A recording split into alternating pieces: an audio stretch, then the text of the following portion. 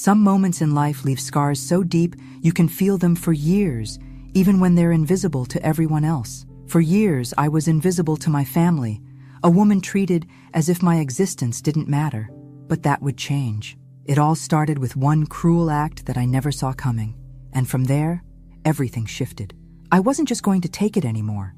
I never thought it would come to this. Never thought I'd feel the sting of rejection so deep in my chest, not from strangers, but from my own flesh and blood. Frank, my husband of over 30 years, was too absorbed in his job to notice. My children, Emily and Jake, they had their own lives, their own priorities, and I was just the person who cooked their meals, folded their clothes, and watched from the sidelines as they carried on with their busy, important lives. I wasn't part of their world.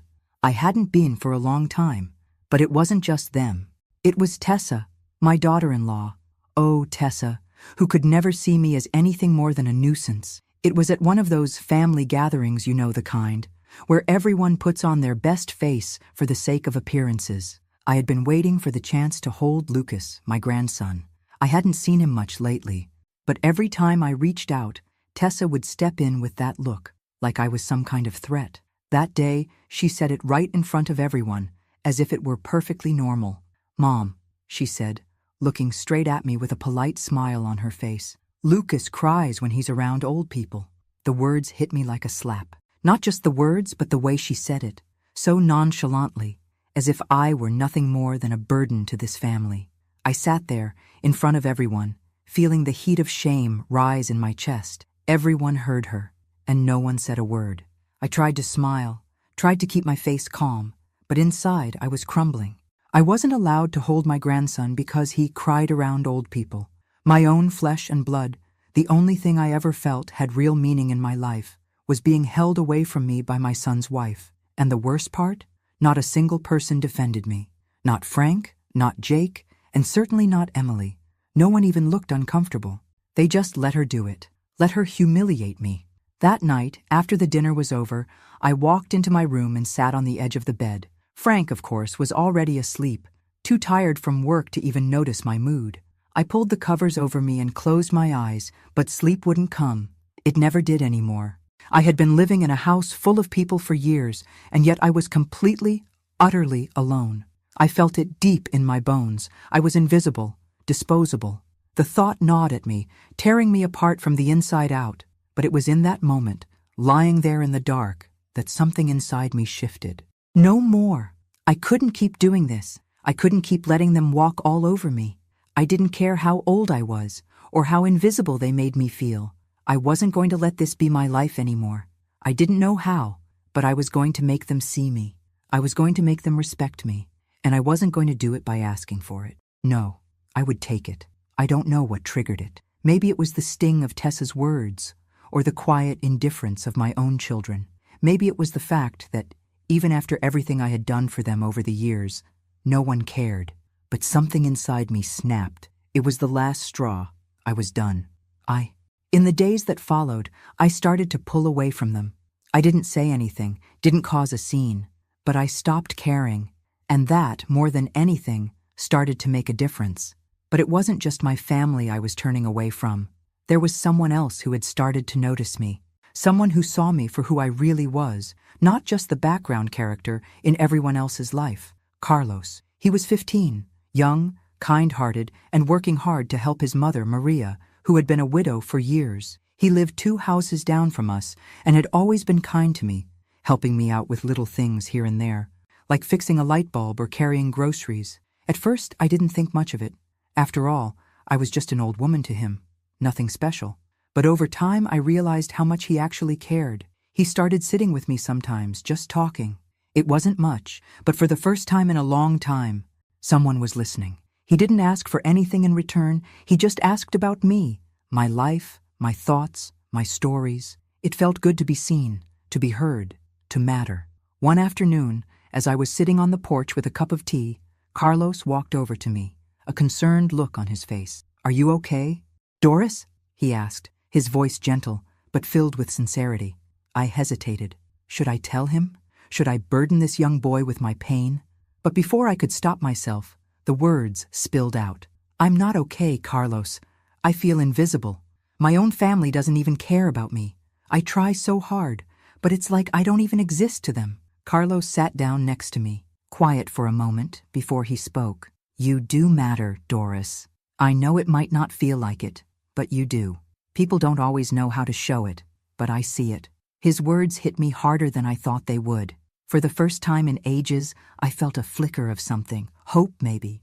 That was when I realized something important. I wasn't alone, not completely. Carlos, in his own way, was standing with me, and he didn't see me as a burden. He saw me as someone worth caring about, and that changed everything.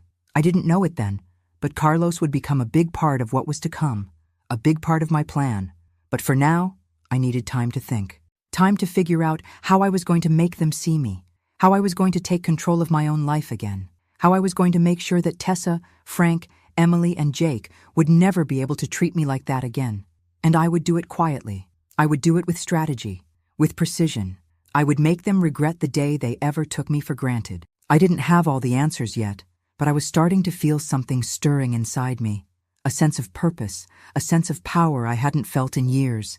And I wasn't going to stop until I had my revenge. The days that followed were strangely quiet. It was like the calm before the storm.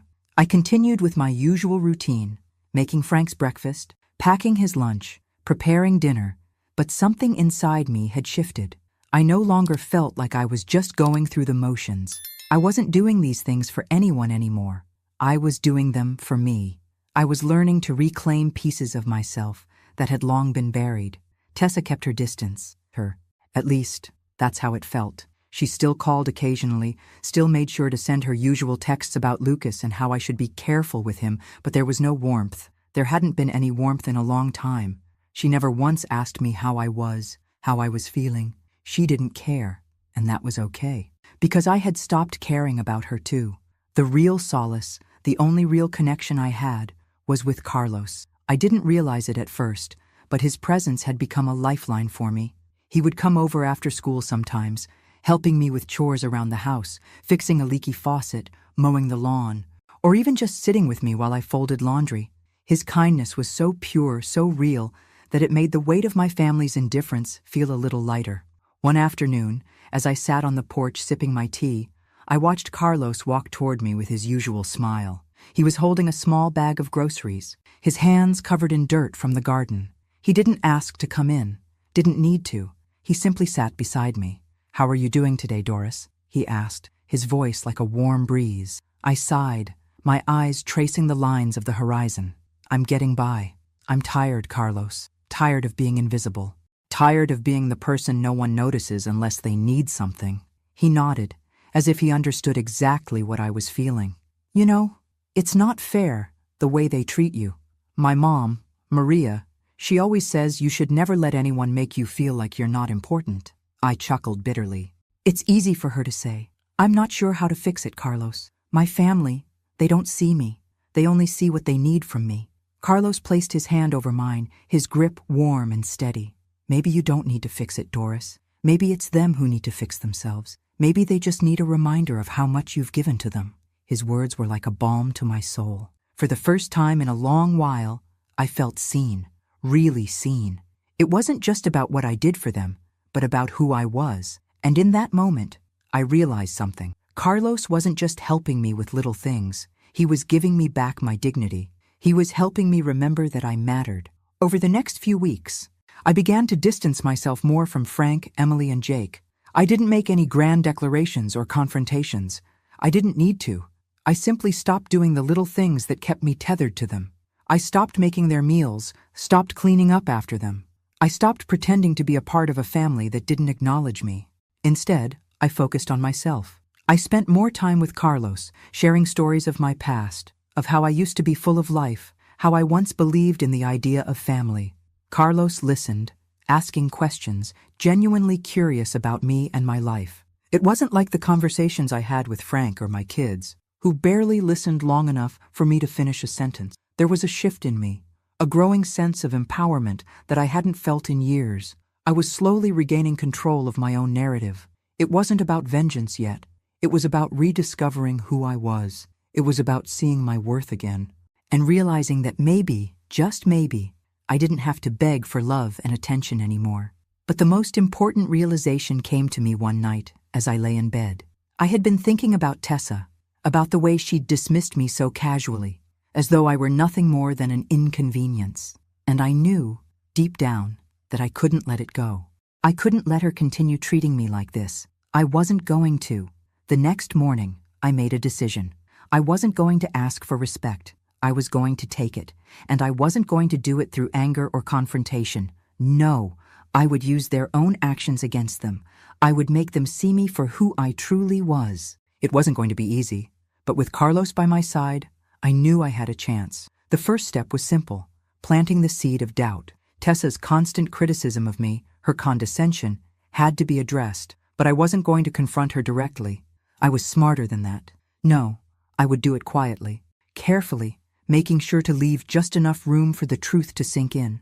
And when it did, when my family saw Tessa for what she truly was, everything would change. I wasn't going to be ignored anymore. Not by Tessa, not by Frank, and not by Emily or Jake. The gloves were off, but I knew I had to be patient. Every move had to be calculated. Every word had to be measured. I wasn't playing a short game here. I was playing for the long haul. And when the time was right, I would make my move. The pieces were falling into place, and I was ready. But for now, I simply let the silence speak for itself. The more I withdrew, the more I began to see things clearly. My family's indifference wasn't just about me. It was a pattern, a behavior ingrained over years of neglect. Frank was too wrapped up in his work to notice. Emily and Jake were too busy with their own lives. And Tessa was just as controlling as she always had been. Always undermining me, dismissing me like I was some insignificant detail in their perfect little world. It wasn't just about the way they treated me. It was about the way I allowed it to happen. For years, I had swallowed their disregard, convincing myself that I was doing the right thing by being the good wife and good mother. I thought if I kept my head down, kept doing my duties without complaint, they'd come around. But they never did. And the worst part was that I was letting it happen.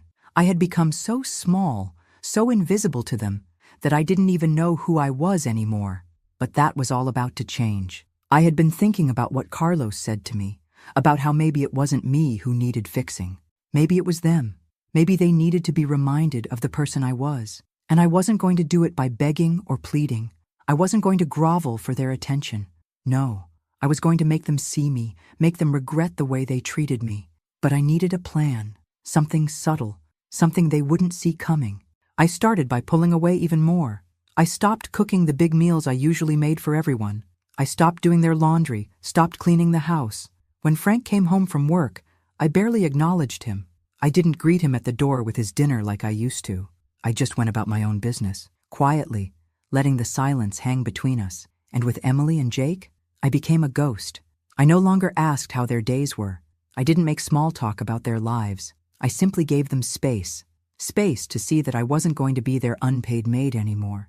If they needed something, they would have to ask. But they didn't ask. No one did. The change wasn't dramatic at first, but it was noticeable. And I knew it was working. They didn't like it. They didn't like being the ones who had to adjust. They didn't like having to pick up the slack, or worse, they didn't like having to acknowledge that I wasn't there for them the way I had always been. The real change, though, came when I started paying more attention to the dynamics between Tessa and my kids. Tessa was good at playing the role of the perfect wife and mother. She was charming when she needed to be, always the picture of politeness. But I had seen through that facade for a long time. I had seen how she treated me, how she belittled me, how she made me feel invisible. And I realized that, despite her efforts to paint herself as the perfect daughter-in-law, there was something about her that made people uncomfortable. There was a coldness to her, a control that seeped through in little ways, like the way she always made decisions for Lucas without consulting anyone, the way she acted like the family's finances were her business alone, the way she always inserted herself into every conversation, but never once asked me about my thoughts or feelings. It was then that I decided I would plant a seed of doubt. It wouldn't be obvious, at least not at first. It would be subtle, a little thing here and there that would make my children question her. I didn't need them to hate her. I just needed them to see her for what she really was, someone who didn't have their best interests at heart. So, over the next few days, I started dropping small comments, carefully placed and seemingly innocent. You know, I've always been there for Emily and Jake. I've helped them with everything, from college tuition to buying their first cars. Tessa, though, I don't think she'd ever ask for help, even if she needed it. She's always so independent. I don't know if that's a good thing. At first it was small talk, casual comments, nothing too forceful. But I noticed that Emily and Jake were beginning to take notice. They didn't ask me about it directly, but I could see it in their eyes when they looked at Tessa. I could see the questions forming in their minds. It wasn't just about planting doubt in their minds. It was about showing them the truth, a truth they hadn't seen before because they had been so wrapped up in their own lives, so blinded by Tessa's perfect image of herself. It was about showing them that Tessa wasn't the angel she made herself out to be. Carlos helped with this too. I didn't tell him exactly what I was doing, but he understood that I needed his support. He would casually mention things around the neighborhood that would get back to Emily and Jake, things about how Tessa had treated some of the other neighbors, how she'd kept to herself and never helped anyone. He didn't need to say much, just a few carefully chosen words, and I could see it working. Slowly, but surely, the cracks in Tessa's perfect image began to appear, but it wasn't enough. Not yet. I had to do more. I had to hit them where it hurt. I had to show them that Tessa wasn't just cold and controlling. She was selfish. And the best way to do that was to show them how she had been handling the family finances, something she had always kept hidden. It didn't take long to find the right opportunity. I knew Tessa had been struggling with money, trying to keep up appearances, but not really having the means to do so. I had heard things over the years, things she'd said to Frank about needing extra help with bills, things that didn't add up. She'd always kept it quiet, but I knew enough to understand that she was hiding something. I didn't go searching for it, but when I happened to overhear a conversation between Tessa and Jake one night, I knew I had the leverage I needed. Tessa was asking Jake to lend her money for a personal emergency, but she wouldn't say what it was for. Jake seemed suspicious, but he didn't press her. He was too willing to help, too eager to keep the peace. That was when I decided. This was my moment. I wasn't going to confront her directly, though. That would have been too easy. Instead, I started to plant the idea in Jake's head that Tessa might be hiding things from him, things that could affect their future. I didn't need to accuse her outright. I just needed him to question her, to doubt her judgment. And slowly, it worked. But I wasn't done yet. Not by a long shot. The silence in the house was growing louder, and I could feel the tension in the air. Every day felt like a quiet battle, one that I didn't need to speak about. I wasn't just waiting for something to happen. I was making things happen. It was subtle, quiet, but there was no mistaking it. They were beginning to notice. Frank was starting to look confused, unsure of why his meals weren't ready when he got home. He asked me about it once, his voice laced with frustration. "Doris, what's going on? You've stopped doing everything." I looked up from the book I was reading, pretending to be calm, unbothered. "I'm just tired, Frank. I've been doing everything for everyone for years. Maybe it's time you all learn to take care of yourselves for once." His eyes narrowed, the slightest flicker of anger dancing across his face, but I saw it, the guilt behind his words. He couldn't argue. He knew. He had known for years, but he had let it slide because it was easier to let me take the weight. But now, the weight was starting to shift. Emily had called me a few times over the past week, but the conversations were distant. At first, I had hoped things would return to normal, that I could somehow go back to being the mother they needed. But each time we spoke, I noticed a subtle detachment in her voice. She was starting to realize that I wasn't going to be there, silently serving her and Jake anymore. And then, there was Tessa. I had made sure to plant enough seeds of doubt in Emily's and Jake's minds that Tessa's perfect image was starting to crack. But I wasn't going to stop there. I knew they would only start to see the truth if they understood how much Tessa had been controlling everything, especially the finances. That's where I needed to hit her hardest. Carlos had been my ally, though not in the way my family would ever imagine. He wasn't doing anything malicious. He didn't need to, but I could see it. He was learning how to play the long game with me. He knew how to keep his words light, but they were always just heavy enough to get noticed. We had built an understanding, an alliance that had no need for explanations. I decided to make my next move, and this one was going to require precision. I had already made Emily and Jake question Tessa's actions, but they didn't have the full picture yet.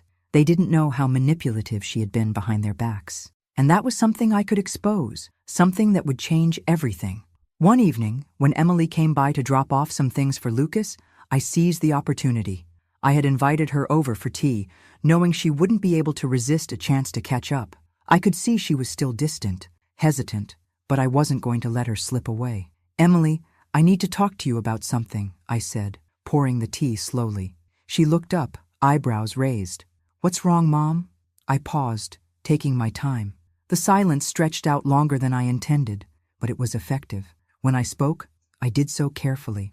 "You know, when Frank and I were raising you kids, we never had much. We worked hard, but we made sure to always share with one another. Tessa's always been different." Emily furrowed her brow. "What do you mean, different?" I sighed, keeping my voice steady. "She's always so secretive about the money, about the way she handles everything. Have you noticed that? She's never really open about what's going on in their finances. It's like she doesn't trust anyone." Emily shifted uncomfortably, clearly not prepared for this conversation. "I don't know, Mom. I haven't really thought about it." I leaned forward slightly, making sure she was paying attention. "I overheard something the other day. I didn't want to bring it up, but she's been hiding things, Emily. I heard her ask Jake for money and she wouldn't say why. And then there's always this pressure, this weight she puts on the family, like everything has to be perfect, like no one else can be involved. It's not healthy. You know that, right?" Emily's face softened, but she still wasn't sure how to respond. She knew I was right, but she was conflicted. "I don't know, Mom. I just don't want to cause any problems. Things are already so tense with her." I didn't push. I just nodded, letting the silence settle again. The seed was planted, and I could see the doubt flicker in her eyes. It was small, almost imperceptible, but it was there, and that was enough for me. Later that night, I found myself sitting on the porch with Carlos, watching the stars. I had told him everything, how I had slowly started to make Emily question Tessa, how I had planted those little doubts. He didn't say much, just nodded, but I could see he understood the importance of what I was doing. "You're doing the right thing, Doris," he said, his voice quiet. "They need to see what she's really like." I glanced at him, my heart swelling with gratitude. He was right. They needed to see it. They needed to understand how Tessa had been manipulating them for so long. She was good at pretending to be perfect, but everyone had a breaking point, and I was going to make sure Tessa's came soon. The following days brought more silence from my family. Frank started looking at me more suspiciously, as if he wasn't sure where all of this was leading. He didn't say it outright, but I knew he felt the shift. He was starting to realize that I wasn't going to play the same role I always had, and that scared him. But I wasn't finished yet. The next step was coming, and when it arrived, I was going to make sure Tessa had nowhere left to hide. For the first time in years, I felt like I was in control, and it felt damn good. The storm was coming, but it was still quiet. I didn't have to say much anymore. My silence was louder than any words I could have spoken. As I let the days pass, the change in the house was palpable. Frank was more on edge, although he didn't admit it. He started asking questions he hadn't before, like why I wasn't doing the little things I used to do around the house. But there was no real anger behind his voice, just confusion. It was clear he didn't know how to handle my distance. I wasn't a part of his routine anymore, and it was starting to bother him. The more I pulled away, the more the family began to feel the absence of my presence. Frank would wander into the kitchen, expecting to find dinner waiting for him, only to find a note saying, "Help yourself tonight. I'm not hungry." The note wasn't confrontational. It was just the simple truth. I wasn't hungry for their empty words, their hollow requests. And as for Emily and Jake, they were beginning to realize that I wasn't just sulking. I was doing something. I was shifting the balance in the house in ways they hadn't expected. Their calls became less frequent, and when they did call, I could tell they were uncomfortable, unsure of how to interact with me now that I had stopped playing the role they were used to. They didn't know what to say when I didn't need them the way I used to. It was Tessa, though, who I knew would be the hardest to crack. She was the one who had the most control over this entire family, not just with Frank, but with the kids as well. The way she carried herself, so composed, so perfect, had kept her in power for years. But I had started to see through the cracks in her carefully constructed facade. It was the little things, like how she would dismiss Frank's opinions in front of everyone, or how she would subtly undermine me, make me feel like I didn't matter. I started to see her for who she really was, manipulative, controlling, and ultimately selfish. But what I didn't see right away was how much she was hiding. Her financial situation was worse than I had expected, and I knew that this was my way in. I began to gather small pieces of information, things that seemed insignificant at first, but were beginning to paint a bigger picture. Tessa's obsession with appearances, her insistence on keeping up with the Joneses, even when she couldn't afford to, all of it was starting to show. She had been playing the perfect wife and mother, but behind closed doors, there was a desperation I hadn't noticed before. One evening, as I was sitting in the kitchen with a cup of tea, I overheard a conversation between Frank and Tessa. I hadn't meant to listen in, but their voices carried through the open window. Frank's tone was frustrated, his words sharp. "We need to talk about the bills, Tessa. We can't keep pretending everything's fine. The credit cards are maxed out, and you're not telling me the whole truth about where the money's going." Tessa's voice, calm and collected as always, responded. "It's just temporary, Frank. I've got it under control. We'll be fine. I just need a little more time." But there was something in her voice that betrayed her. I knew then. This wasn't just a temporary setback. Tessa was in over her head, and she had been hiding it from everyone. That night, I took a moment to sit down and gather my thoughts. I wasn't going to go in guns blazing. I wasn't going to confront her directly. No, I was going to make sure I had everything in place before I made my next move. I needed to use this information carefully, strategically. Carlos, as always, was my sounding board. I had learned to trust him, and I wasn't going to let him down. He had become more than just a friend to me. He was like family now, someone who understood the pain of being overlooked and dismissed. When I told him what I had overheard, he didn't say much, just nodded in understanding. "You're on the right track, Doris. People like Tessa, they don't change unless you hit them where it hurts." I knew what I had to do. I wasn't going to confront her head on. No, I needed her to expose herself. I needed her to panic, to make a mistake. And when she did, I would be ready to capitalize on it. The next few days were crucial.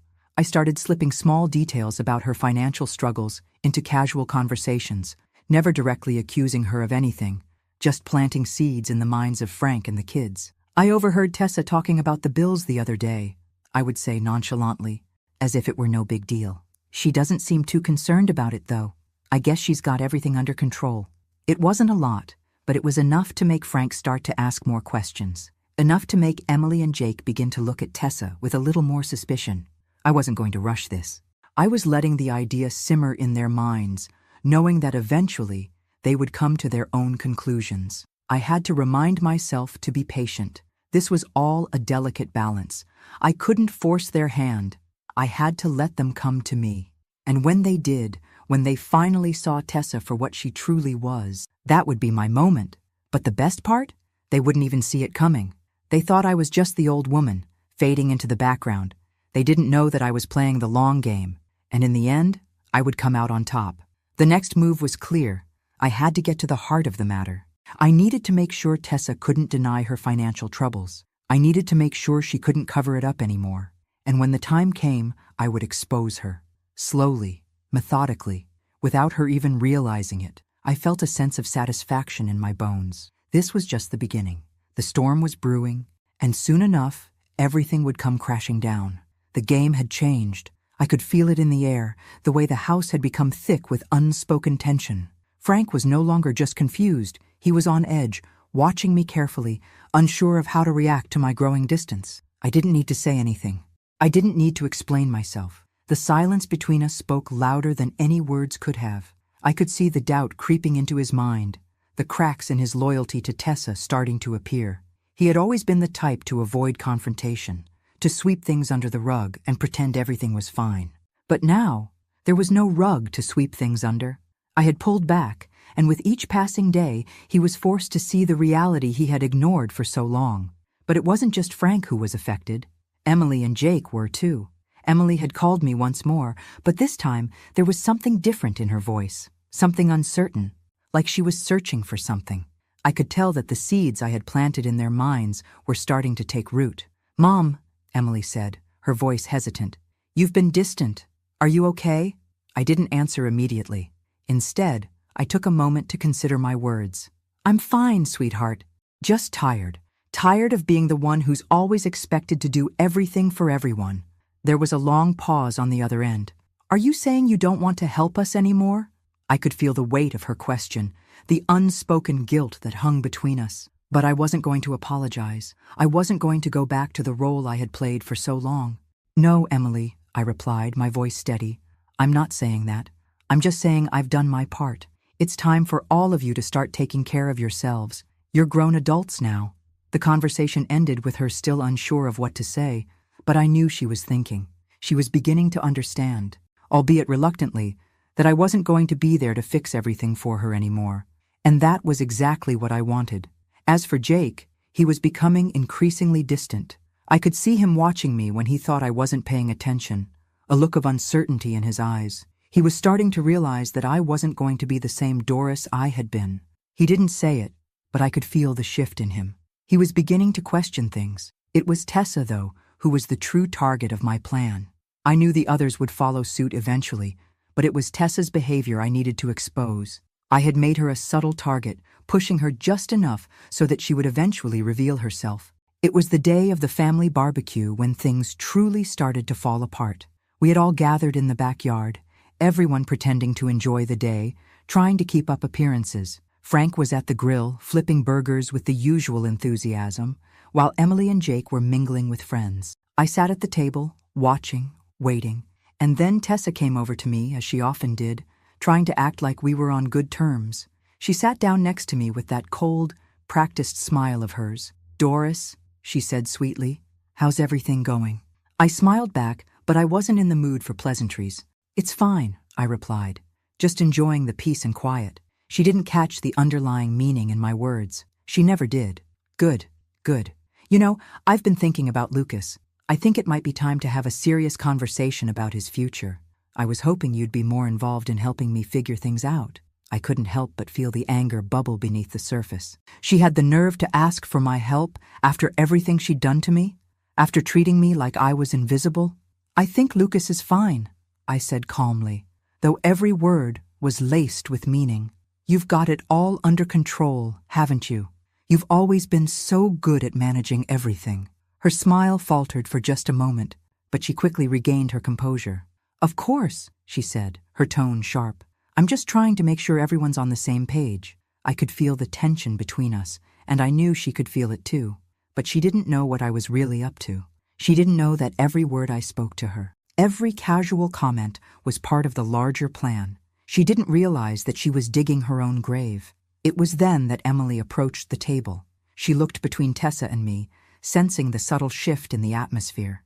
I didn't look at her, but I could feel her eyes on me, her uncertainty growing with each passing second. "Everything okay here?" Emily asked, a little too cheerfully. I didn't answer right away. I let the silence speak for itself. Then, I turned to her slowly, my voice steady. "Just fine, Emily. Just having a little chat." I could see Emily looking at Tessa now, really looking at her, and for the first time, she saw something she hadn't seen before. I didn't need to say anything.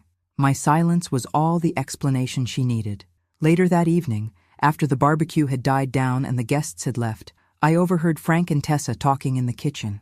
I hadn't meant to listen, but their conversation drifted into the living room, where I sat quietly. I heard Frank's voice, more frustrated than I had ever heard it before. "Tessa, we need to talk about this. The bills are piling up, and I don't know what's going on with you. You've been hiding things from me, haven't you?" I froze. Tessa's voice was calm, almost too calm. "There's nothing to worry about, Frank. It's all under control. I just need a little more time." Frank's response was sharp. "You keep saying that, but I don't believe you anymore. I want to know where the money's been going." Tessa didn't respond. The silence that followed was thick with tension. I knew it wasn't just the bills anymore. Frank was beginning to see the cracks in the perfect image Tessa had built for herself. And when Frank saw it, Emily and Jake would soon follow. The next day, I decided to push the envelope further. I casually mentioned Tessa's financial struggles to Emily, dropping just enough of a hint that it would make her think twice. "You know, Emily," I said as we sat in the living room, "it's hard to keep up appearances when the bills aren't being paid, don't you think?" Emily's eyes widened slightly. She didn't respond immediately, but I could see the question in her eyes. The seed had been planted, and it was only a matter of time before it grew. I was getting closer. It wouldn't be long before Tessa's carefully crafted world began to unravel, and when it did, I would be waiting. Everything was falling into place. The storm was brewing, and Tessa didn't even realize it. It had been a few days since the barbecue, and I could feel the wheels in motion, even though no one else seemed to notice just yet. The tension in the house was palpable, and I could see it in Frank's eyes every time he looked at me now. He had always been so focused on his work, so absorbed in everything that didn't involve the family, but now there was something different in him. It was like a flicker of awareness had sparked behind his tired eyes, and I knew he was starting to see things for what they were. Frank's routine hadn't changed much. He still came home at the same time every day, still buried himself in the newspaper after dinner, pretending to ignore the undercurrents swirling around him. But now, he was noticing. He was noticing that the house was quieter, that I wasn't running around behind the scenes, making sure everyone's needs were met, and I could tell it unsettled him. It should have, considering how little he had done to acknowledge my efforts over the years. But what really made me feel like I was on the verge of something was Emily's silence. She hadn't brought up the conversation we'd had about Tessa, but I could see the shift in her. She was trying to stay neutral, but I knew her well enough to see the wheels turning in her head. Every time she looked at me now, I could feel the weight of her judgment, her growing understanding that maybe, just maybe, I had a point. I wasn't the only one who noticed the subtle change in Emily, though. Tessa did too. She had started to act a little more cautiously around me. At first, she had tried to maintain her usual air of superiority, as if I hadn't noticed how she would glance at me sideways when she thought I wasn't looking. But she had stopped being so overtly controlling. She wasn't pushing me around as much anymore, and that was a small victory. The real breakthrough came one afternoon when Emily came to visit. I was sitting in the living room reading a book when she knocked and entered without waiting for me to answer. She stood there for a moment, her hands folded in front of her, hesitant. I put my book down, silently acknowledging her presence. "Mom," she began, her voice soft but edged with a hint of uncertainty. "I've been thinking a lot about everything, about how you've been acting lately, about how things have been changing around here." I didn't respond immediately. I just waited, giving her the space to work through what she was feeling. I could see she was struggling to make sense of it all. "I don't want to sound like I'm accusing you of anything," Emily continued, her eyes flickering nervously as she glanced at me. "But I think I understand why you've been acting the way you have. It's just, I don't know. It's all so complicated." I knew what she was trying to say. She didn't want to acknowledge it fully yet, didn't want to admit that her own mother had been right about everything. But it was a start, a tiny crack in the wall she had built up around her perception of Tessa. It was a crack that I intended to widen. I gave her a slow nod, letting the silence hang between us for a moment. "You've been noticing, haven't you?" She looked down, her fingers fiddling with the hem of her sleeve. "I think I've been blind, Mom. I never really saw what was happening, and now that I do, I don't know how to deal with it. With Tessa, she's different from what I thought." There it was, the admission I had been waiting for. It wasn't just the subtle seeds of doubt I had planted over the past few weeks. It was her own realization, her own growing understanding of the woman she had been blindly supporting for so long. "I'm not asking you to choose sides, Emily," I said softly, trying to keep my voice steady.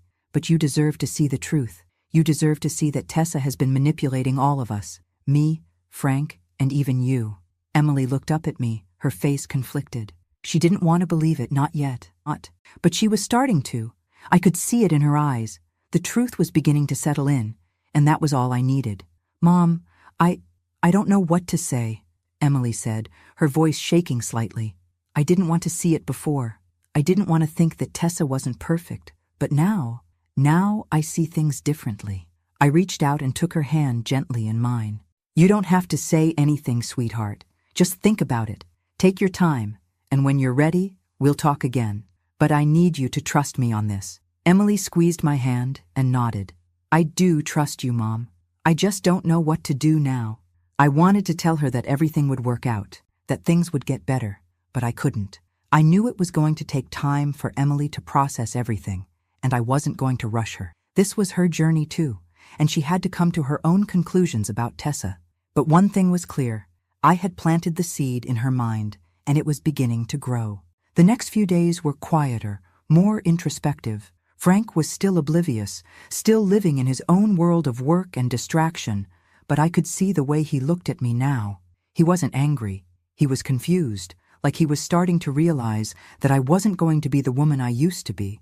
the woman who had sacrificed everything for them.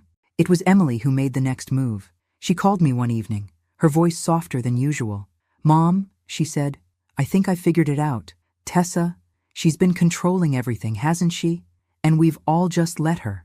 I nodded, my heart swelling with a strange mix of pride and relief. "Yes, Emily, we've all let her manipulate us for too long, but that's going to change now."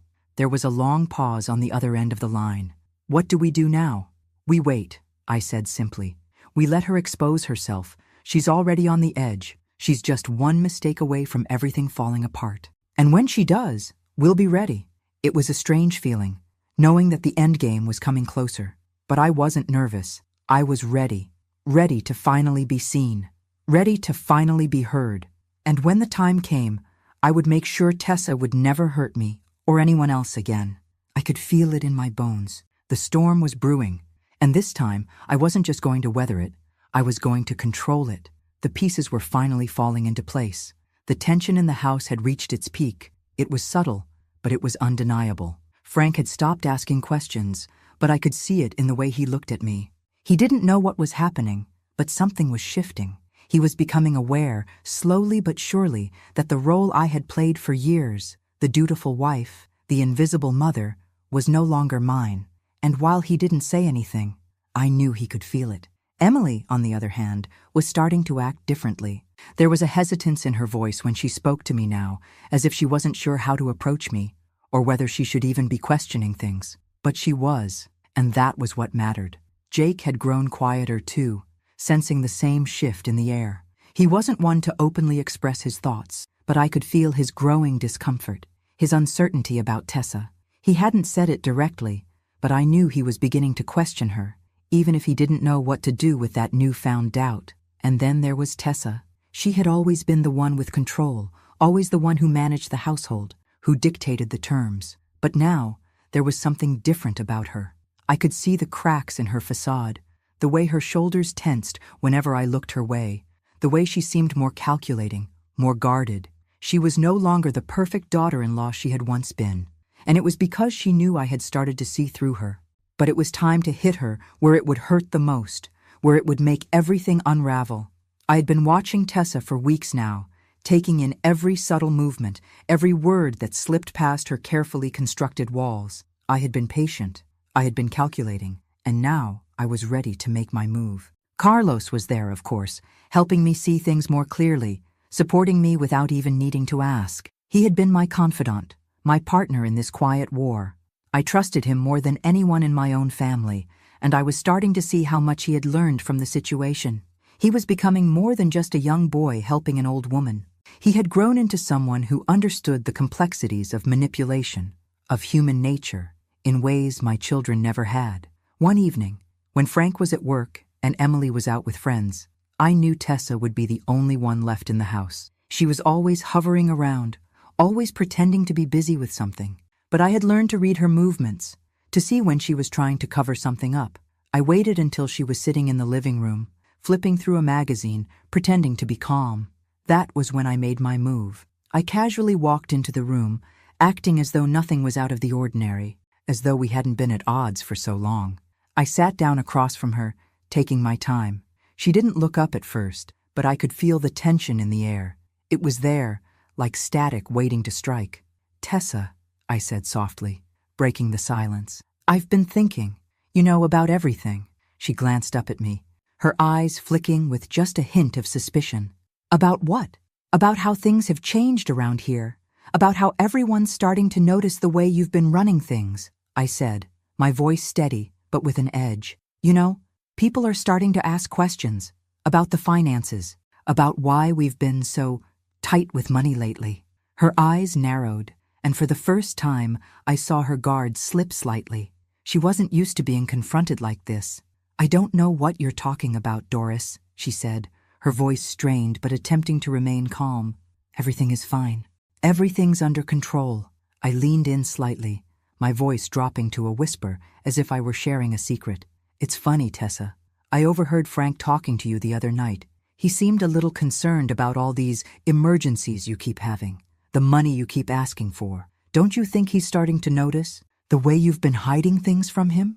Her eyes flashed with panic before she quickly masked it. She straightened up in her seat, trying to regain her composure. "Frank doesn't know anything," she said, her voice low but forceful. "And he doesn't need to." I didn't back down. I wasn't going to let her take control of this conversation. I had her exactly where I wanted her. "He's starting to question it, Tessa. The bills, the way you handle everything. You're not as perfect as you think you are. People are starting to see it, including Emily." Her eyes widened, just a little, but I could see the panic now, the unease she was trying so desperately to suppress. "Emily doesn't know anything," she snapped. "She doesn't need to. I'm doing what I have to do to keep this family running. You wouldn't understand." I smiled, knowing I had her. She had let her anger slip, and that was the crack I needed to widen. "I understand perfectly, Tessa. I've been watching you for a long time now, and I've seen the way you manipulate things, how you've controlled everything without anyone realizing it. But you can't keep doing it forever. The truth always comes out, and when it does, Frank, Emily, Jake, they'll all see you for who you really are." The silence that followed was thick with tension. Tessa was visibly rattled now, her composure slipping. She was used to being in control, used to keeping everyone under her thumb, but now I could see the cracks in her armor. She was no longer the confident, perfect daughter-in-law she had once been. She was vulnerable, and that vulnerability would be her undoing. "I don't know what you're trying to do, Doris," she said, her voice shaky but still trying to assert control. "But you won't win. You can't win." I didn't respond immediately. I let her words hang in the air, heavy with the weight of her fear. I wasn't interested in arguing with her anymore. I had already won. I had exposed her, shown her that the perfect image she had built was starting to crumble. The rest would come naturally. "I'm not trying to win, Tessa," I said quietly. "I'm just waiting for the truth to come out. And when it does, you'll have no one left to blame but yourself." She stood abruptly, her chair scraping across the floor, and walked out of the room without another word. I watched her go, feeling a strange satisfaction settle in my chest. The game was over. The pieces were in place, and the rest would follow. I had exposed her cracks, made her see that her control was slipping. The truth was coming, whether she was ready for it or not. And when it did, everything would fall apart. Tessa's perfect world would finally unravel, and there would be nothing she could do to stop it. I wasn't just watching anymore. I was in control. The calm after the storm was almost as unsettling as the storm itself. The confrontation with Tessa had been my final push, and now the pieces were beginning to fall into place. I could feel it in the air. Something was shifting. The tension in the house was thick, like the quiet before a storm's full force hit. Tessa had retreated into herself after our conversation. She didn't confront me again, didn't even try to push my buttons the way she usually did.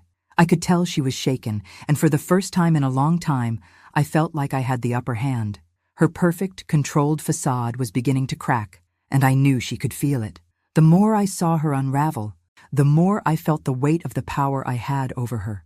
It was like a quiet victory, one that didn't need to be loud or boastful. It was the kind of power that came from exposing the truth, from pulling back the curtain and showing everyone what was really going on behind the scenes. I continued to keep my distance from Frank, Emily, and Jake.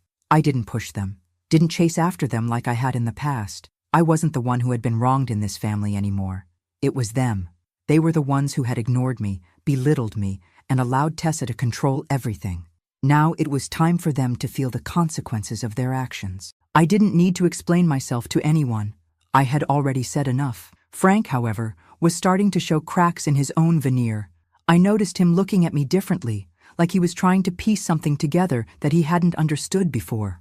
There were moments when his gaze lingered just a little too long, as if he was trying to figure out what had changed. He had spent so many years coasting through life, doing the bare minimum, that now that I had stopped being the woman who did everything for him, he was forced to pay attention. But instead of the usual anger, there was a sense of confusion in his eyes. He was trying to figure out why things had changed, but he wasn't willing to acknowledge the real reason. He wouldn't dare. As for Emily, she hadn't spoken to me directly about her growing suspicions about Tessa, but I could see it in her face. Every time she came over, there was a guardedness in her demeanor. I could feel her shifting, like she was trying to process what I had said to her weeks ago. But she wasn't ready yet. She wasn't ready to fully confront Tessa, and she wasn't ready to face the truth about the way I had been treated. But it was Jake who surprised me the most. He had always been quiet, the type to internalize everything, to push his feelings down and never confront anything head-on. But one afternoon, a few days after the confrontation with Tessa, I caught him standing in the kitchen, staring at the counter, deep in thought. He didn't see me come in, and for a moment I just watched him. It was strange. He looked so much like Frank in that moment, yet he seemed lost in a way Frank never was. Lost, but looking for something, searching for answers. "Jake," I said softly, breaking the silence. He snapped out of his thoughts and looked at me, his eyes widening for just a second. He hadn't expected me to speak to him. Hey, Mom?" I walked over and stood beside him at the counter. "You okay?" He hesitated before answering, his voice low. "I don't know, Mom. I've been thinking a lot lately. About everything. About Tessa. About you." I raised an eyebrow, surprised that he was opening up. "What do you mean?" Jake glanced around the room, as if making sure no one was listening. He sighed, rubbing the back of his neck. "I've been noticing stuff. Things aren't right.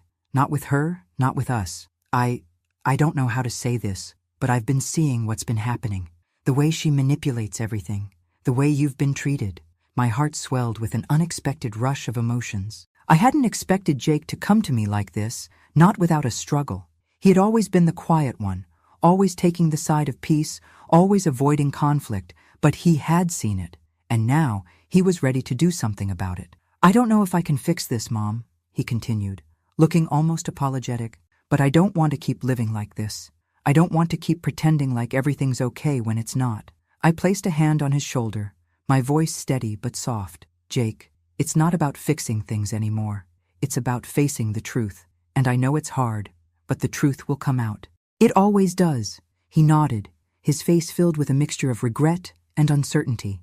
"I don't know what to do about Tessa, but I think I'm ready to start seeing things for what they really are." I felt a surge of pride. My son had grown up, and in that moment, I realized he wasn't just my son anymore. He was someone who had the ability to see the world clearly, to recognize the manipulation that had been happening all around him. It was small, this admission from him, but it was everything.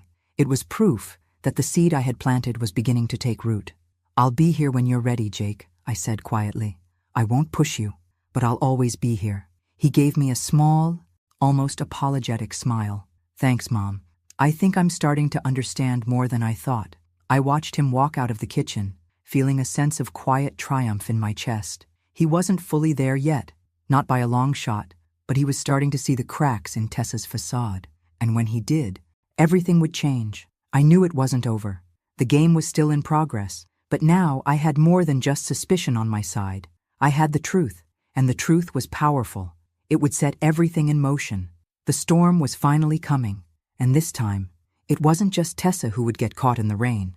It was impossible to ignore the growing unease in the house. The tension between Frank and me had reached a boiling point. He still hadn't come to terms with what was happening, but he was aware of the shifting dynamics. It was as though he could feel that something was slipping through his fingers. He had always been so wrapped up in his work, in his own world, but now that I had distanced myself, he was left to reckon with the reality of everything I had done for him, and how little he had appreciated it. The silence that had once been a comfortable, quiet companion in our home had become thick with unspoken words. Frank never brought up the things I had said to him.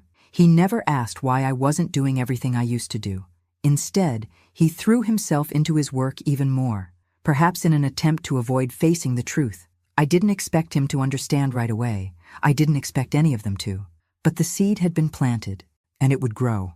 I just had to be patient. But there was another, more pressing matter now. Tessa. The way she had tried to dominate every conversation, every decision, every aspect of family life had become intolerable. For years, I had been a silent participant in her games, watching from the sidelines as she made herself the center of everything. But now that I had started to withdraw, to stop doing the little things that kept her in control, she was starting to unravel in front of me. She was no longer the woman who held the strings. She was the woman who could feel them slipping through her fingers. It was early one morning when I decided that the time had come. I could see the fear in Tessa's eyes whenever she looked at me now. I had stopped being the passive, invisible figure she could dismiss, and it was unsettling for her. I could almost hear her thoughts as she tried to figure out how to regain control. But I wasn't going to give her that power. Not anymore. I had been patient. I had played my cards quietly, strategically. But now, it was time to end this. The opportunity presented itself one afternoon when Tessa came over to pick up Lucas. She was trying too hard to appear unaffected, to hold on to her composure, but I could see the cracks in her facade. She had no idea what was coming. I sat in the living room, pretending to read a magazine as she entered the house. She smiled stiffly when she saw me, but I didn't respond. I didn't even look up. "You're awfully quiet today," she said, her tone dripping with forced politeness. I didn't bother to make small talk. I wasn't interested in pleasantries anymore. "I've been thinking, Tessa," I said, my voice steady, almost cold. Her smile faltered, and I could see her brace herself. She knew exactly what I was about to say, even if she didn't know how much of it was true. "About what?" she asked, trying to sound nonchalant. "About everything," I said slowly. "About the way you've manipulated Frank. About the way you've controlled this family. About the way you've made me feel like I don't even matter." Her expression shifted then, the mask slipping for just a second, revealing the crack in her perfect image. "What are you talking about?" "Doris?" she asked, her voice tight, almost defensive. "I've done everything for this family. I've kept things together." I could hear the desperation in her voice, the need to justify herself, but I wasn't going to let her get away with it. "Not this time." "You've kept things together all right," I said, my voice cutting through the tension like a knife. "But only by keeping everyone at arm's length. You've controlled everything, from the finances to the way people feel about you. But it's all coming apart now, Tessa. The truth is starting to come out. Frank's starting to see it. Emily's starting to see it. And when they do, there's no going back." Tessa's face twisted in fury. "You're wrong. They don't see anything. You're just bitter. You've always been bitter." I stood up then, meeting her gaze with a calmness I hadn't known I could muster. "I'm not bitter, Tessa. I'm just finally seeing things clearly. And so is everyone else." I watched her back away, her eyes flicking nervously toward the door. She didn't know what to do with herself. Her perfect world was collapsing around her, and I was the one pushing it over the edge. "You won't win, Doris," she spat, her voice shaking with rage. "You'll never win. You're just an old woman trying to destroy everything." I wasn't fazed by her words. They didn't matter anymore. "The only thing I'm destroying is your control, Tessa. And I'm not doing it alone. You're doing it to yourself." Without waiting for a response, I walked past her, heading toward the kitchen. She was left standing there, seething in the living room, her facade completely shattered. I knew she was going to try to regain control, but it was too late. The damage had been done. The seeds of doubt had been planted, and now they were beginning to sprout. Later that evening, Emily called. I could tell she had been thinking about our previous conversations. There was a hesitance in her voice, but also something new, something different. "Mom," she said, her tone uncertain but soft. "I've been thinking a lot about what you said, and I've been watching Tessa more closely. I'm starting to see it. I'm starting to see what you've been trying to show me." My heart lifted at her words, but I kept my voice calm. "It's okay, Emily. You don't have to say anything yet. I just want you to think about it. Take your time." "I will," she replied, her voice filled with quiet determination. I'm not sure what to do with all of this yet, but I won't ignore it anymore. I won't turn a blind eye." I could hear the resolve in her voice, and I knew it wasn't just words. She was beginning to understand. Slowly but surely, she was starting to see the truth. Everything was falling into place. The pieces had started to move, and there was no stopping the chain reaction now. Tessa's carefully crafted life, her perfect image of control, was beginning to crumble, and when it did, everyone would see her for what she really was. I was no longer just a passive observer. I was an active participant in this family's unraveling, and I was going to make sure they knew it. Tessa had no idea what was coming for her, and I was going to enjoy every minute of it. The storm was on the horizon, and this time, Tessa would be the one caught in the rain. The walls that Tessa had so carefully constructed around herself had started to crumble. The quiet tension that had hung in the air for weeks was now a storm, brewing with intensity. I could see it in her eyes every time she looked at me. She knew that the end was near. The game she had been playing, the one where she controlled everything, was finally slipping from her grasp. She was no longer the queen of this house. The family was starting to see through her, and it was only a matter of time before the truth came out. I could feel the shift in the atmosphere around me. Frank, despite his reluctance, was beginning to ask more questions. Emily was finally acknowledging what had been right in front of her eyes for so long.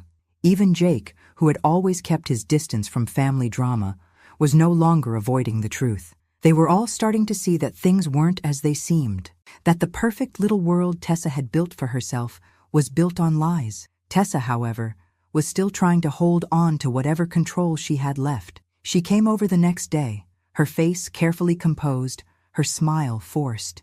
She knew I had been talking to Frank, to Emily, to Jake. She had to have known. Had to.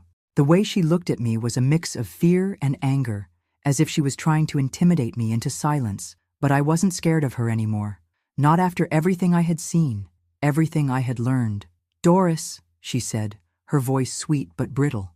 "We need to talk." I didn't respond immediately. I just looked at her, my expression calm, but inside, I was already anticipating her next move. She had nothing left to hide, and she knew it. This was her final attempt at regaining the upper hand. "What is it, Tessa?" I asked, my voice steady, betraying none of the emotions that churned within me. She stepped closer, her eyes flicking to the side, almost nervously. "I don't know what you think you're doing, but you need to stop. This game you're playing, it's not going to end well for you." I raised an eyebrow. "The game I'm playing?" I said, barely containing the laughter that bubbled up inside me. "Tessa, if anyone's playing a game here, it's you. You've been playing everyone for years." Her smile faltered, and I saw it, the crack in her mask. For a moment, she was no longer the confident, manipulative woman who had controlled everything around her. She was just a woman cornered by the consequences of her own actions. "I don't know what you're talking about," she said, her voice tight now, her composure cracking. "I've done everything for this family. Everything. And you've always just sat by, never doing anything but complaining." I stood up slowly, crossing the room to face her. "You've done nothing for this family, Tessa. Everything you've done has been for you, for your image, for your control. You've manipulated Frank. You've manipulated Emily. You've manipulated me. But that stops now." She opened her mouth, but no words came out. She was too rattled, too unsteady to form a coherent argument. "You've been hiding things from Frank," I continued, my voice calm but firm. "You've been hiding the truth from him, from everyone. And now he's starting to see it. He's starting to see you for who you really are." Tessa's eyes widened, and I saw the panic flare behind them.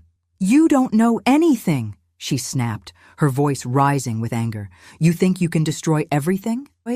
You think you can tear this family apart? You don't have that power." I stepped closer to her, so close now that she could feel my breath on her skin. "I don't need to destroy anything, Tessa. You're doing it yourself. You've already destroyed everything you've built, and now there's nothing left for you to hide behind." She recoiled, as if the words had physically hurt her. But I didn't care. The truth was out now, and there was no going back for her. "Frank knows," I said, my voice quiet but full of finality. "And Emily knows. Jake knows. They've all seen the cracks in your perfect little world. You're done." Her eyes filled with rage, and for a moment, I thought she might lash out at me. But then, something in her face changed. The anger faded, replaced by something darker, something cold. "You think you've won?" she said, her voice low and dangerous. "You think this is over? You have no idea who you're dealing with, Doris." I smiled, but it wasn't a smile of victory. It was a smile of relief. For the first time in years, I felt the weight lift off my shoulders. I didn't have to fight anymore. Tessa had already lost. "No," I said, my voice steady, unwavering. "I don't think I've won. I know I have." Tessa took a step back, her chest rising and falling with controlled breaths. I could see the wheels turning in her mind, but there was nothing left for her to control. The truth was out. The damage had been done, and there was nothing she could do to stop it. Without another word, she turned and stormed out of the room, her heels clicking sharply against the floor. I stood there, watching her go, knowing that this was it. This was the end of everything she had built. The family would never be the same again. I wasn't sure what would happen next. I didn't know if Frank would finally open his eyes or if Emily would fully accept the truth. But it didn't matter anymore. I had done what I set out to do. I had reclaimed my place in this family. And more importantly, I had taken back control of my life. Tessa was gone, at least emotionally, and the storm that had been brewing for so long had finally passed. But I knew it wasn't over yet. Not completely. The final piece of the puzzle was still missing. Frank still had to make his choice. Emily and Jake still had their decisions to make. But one thing was certain.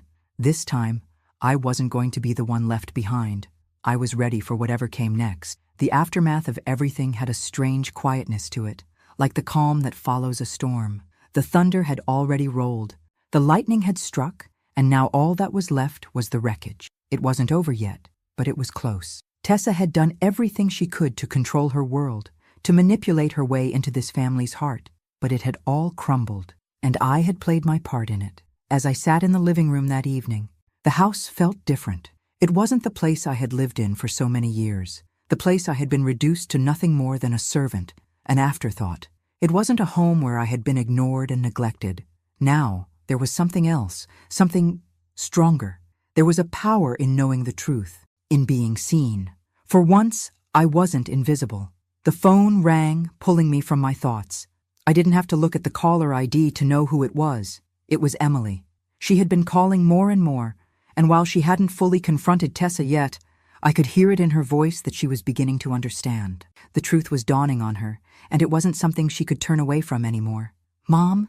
Emily's voice was hesitant, unsure, but there was an urgency in it. "I need to talk to you. Can I come over?" I didn't hesitate. "Of course. I'll be here."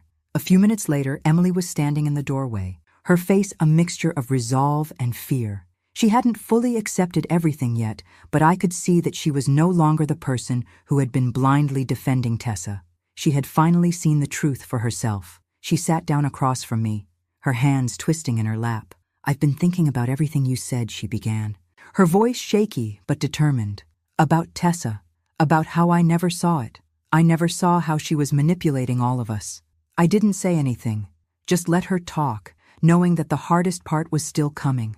The reckoning. She needed to process it all, to understand that what she had been so reluctant to believe was the truth. I never wanted to believe it," Emily continued, tears threatening to spill from her eyes.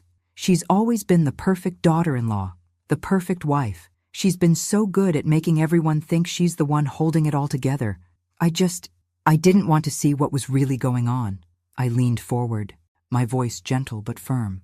"I know, sweetheart, I know. But the truth doesn't change just because we don't want to see it. Tessa has been controlling everything for years, manipulating Frank, manipulating you, and using you all to keep herself in power. But now it's all coming out, and you have to face it." Emily wiped at her eyes, nodding slowly. "I don't know how I didn't see it before. I feel so stupid." I shook my head. "You're not stupid, Emily. You were just blinded by the idea of the perfect family, by the picture she painted. But now you know the truth. That's what matters." She was quiet for a moment, processing everything. When she finally looked up at me, her eyes were clear, determined. "I'm going to talk to Frank," she said, her voice stronger now. "I'm going to make him see what Tessa has done. I can't just keep ignoring it. I can't keep pretending everything's fine." I felt a surge of pride. Emily was finally seeing things for what they were. She was ready to take action. "You don't have to do it alone. I'll be here when you need me. We're family, and we'll get through this together." There was a long silence as she took it all in. And then she smiled. The first real smile I had seen from her in months. It was bittersweet, but it was a start. "I'll do it," she said quietly. "I'll talk to Frank, and I'll make sure he sees everything. It's time we all face the truth." The next few days felt like the calm before the storm's final crash. Emily spent time with Frank, carefully planting the seeds of doubt, showing him what Tessa had been hiding. It wasn't easy for her. She was still struggling with the betrayal, still coming to terms with everything she had overlooked for so long. But she was doing it. She was taking the necessary steps to reclaim her own power, to free herself from the hold Tessa had over her. Frank wasn't an easy man to crack, but the pieces were starting to fall into place. Tessa had underestimated him, thinking that he would always turn a blind eye to her manipulations. But Frank was starting to see things clearly, and that was the final piece of the puzzle. It wasn't long before the confrontation came. Frank, Emily, and I sat in the living room, the air thick with tension. Tessa was finally about to face the consequences of everything she had done. She had no idea what was coming. The moment she stepped through the door, I could see the look in her eyes, like she was already preparing to defend herself, to control the situation. But she didn't know. She had lost, and this time, I wasn't going to let her win. "Doris," she said coldly, her voice still dripping with false sweetness. "Emily, Frank, what's this all about?" Emily was the first to speak, her voice steady and strong. "Tessa, we know everything. We know what you've been doing. How you've been hiding things from Dad, from all of us. And it's over. We're not going to let you control this family anymore."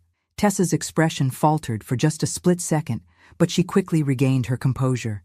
"You're making a mistake," she said, her voice almost pleading now. "I did everything for this family. I kept it together when no one else could. You don't understand what I've had to do to keep us afloat." Frank stood up, his voice stern, the man I had once known. "You've been lying to me, to all of us, and I won't let you do it anymore. You've manipulated everyone for far too long." Tessa's face twisted in disbelief. "You can't be serious." "I am," Frank said quietly, his voice finally breaking through the fog of his own denial. "I should have seen it sooner, but now I see it, and I'm done." I watched as Tessa's world crumbled around her. It was like watching a building fall to the ground. She had nothing left. No one left to manipulate, no one to control.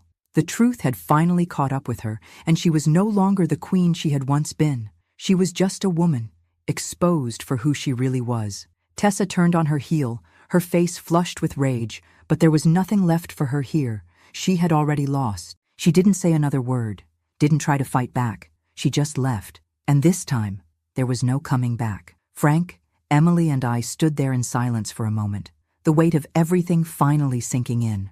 I could feel the heaviness lifting, the burden of years of manipulation finally lifted off my shoulders. For the first time in a long time, I felt free. Free from the chains that had bound me to Tessa's lies, to Frank's indifference. I had taken back my life, and now I could finally breathe. "We're going to be okay," Emily said softly, her hand resting on mine. I nodded. "We are." The storm had passed, and in its wake there was only peace. Thanks for listening. Don't forget to subscribe and feel free to share your story in the comments. Your voice matters.